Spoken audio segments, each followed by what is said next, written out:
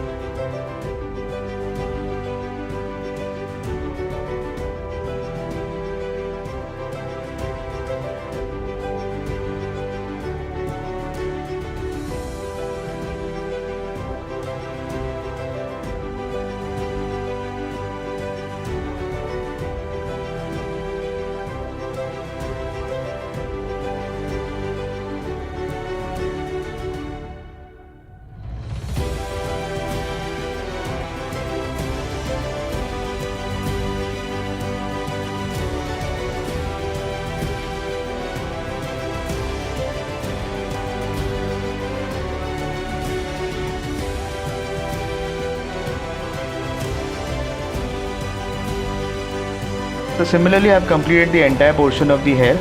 So this is how it looks after completion. Of course there's a strand of hair coming on the forehead that we'll be doing later. I'm not going to go into the details of how to make the facial part of the portrait. That is usually what we do. And so these are the subsequent snapshots as we are covering the face. Now we come to the cheek. The most important here is the water droplets which seen on the cheek. So I'll try to show how I've made that. So once I'm done with the outline of the jaw and the base layer of the cheeks, we start with the droplets then. Basically to make these droplets and to make it look like water droplets, I have used a Tombow mono eraser here. An electric eraser can also be used.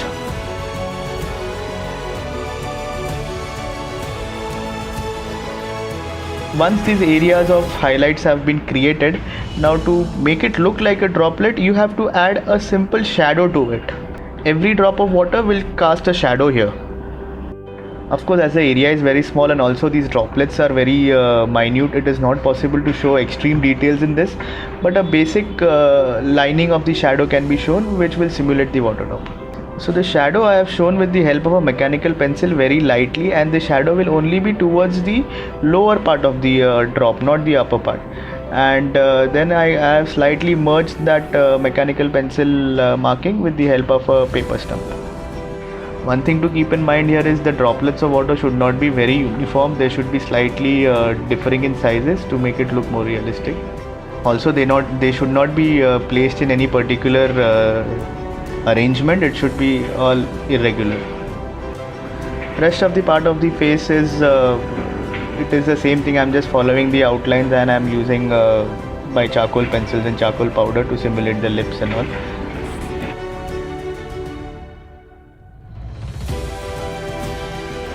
Now we come to the reflection part of the portrait. Well, to be very frank, this is the most easiest part of the portrait. It looks difficult, but to be honest, it is the easiest. The reason being that you have a lot of leeway space here. You need not stick to the outlines. There are no outlines. The only thing which is important here is it should look hazy, as in it should simulate the ripples in water. That's it. It need not resemble any person. Some basic things what I've kept in mind here is I have not used pencil strokes. I have used a cotton bud coated with charcoal powder, and have used brushes with charcoal powder. No pencil strokes here. It should all appear hazy. There shouldn't be any sharp outlines here. The two important things in this reflection are the lips and the nose. Some basic resemblance to a lip and a basic resemblance to nose is enough. The eyes and all are not very visible.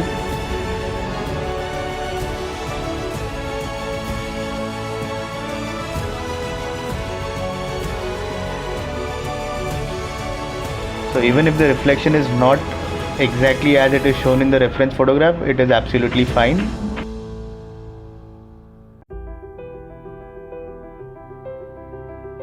So this is my completed portrait of Mr. Shah Rukh Khan.